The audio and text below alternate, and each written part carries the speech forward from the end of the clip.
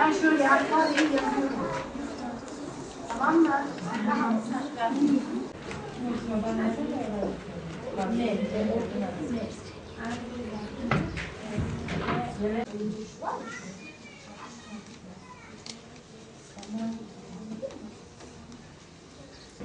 Elif. Bu hangisiydi? B. B. B.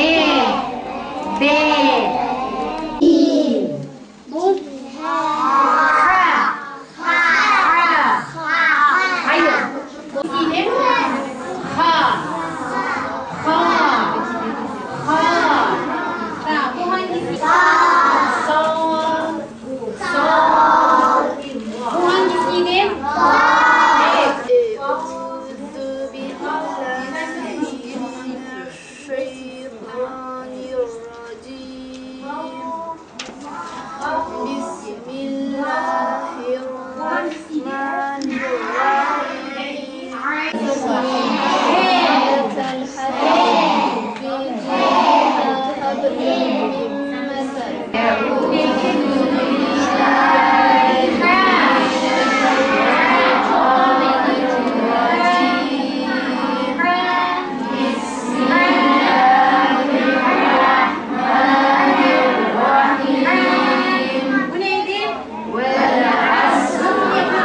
Burada biz 3 tane hocayla görevliyiz. Birinci kurumuz var Elif Bağ. Bir de ikinci kurumuz var Kur'an'a yeni geçenler. Bir de üçüncü kurumuz var Kur'an'ı iyi öğrenip de tecvid öğrenenlerimiz var.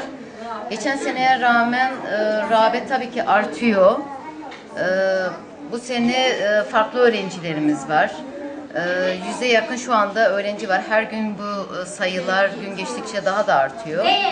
Ve bunun yanında biz öğrencilere temel dini bilgileri de veriyoruz. Bunun yanında öğrencilere oyun şeklinde mesela işlediğimiz konularla ilgili bir tanesi aslında elimizde olsaydı, şu anda yanımda olsaydı size gösterecektim. Mesela trafik lambası şeklinde biz onları kartona işledik. Onları yaptık mesela öğrenci onları daha iyi tanısın, öğrensin, pekişsin diye o harfleri, durakları, her şeyi öğretmeye çalıştık. Aynı zamanda temel dini bilgilerimizi veriyoruz. Bunun yanında ilahilerimiz oluyor. Oyun şeklinde bunu öğrenmeye çalışıyoruz. Burada güzel vakit geçiriyoruz. Hem eğleniyoruz hem bir şeyler öğrenmeye çalışıyoruz. Burada bir şekilde hem de faydalı olmaya çalışıyoruz. Öğrencilere birçok şey hem sosyal hem dini boyutunu anlatıyoruz İslamiyet'in. Bunları hem kazandırıp onun hazzını alarak öğrencilere faydalı olmanın vermiş olduğu mutluluğu biz de yaşıyoruz.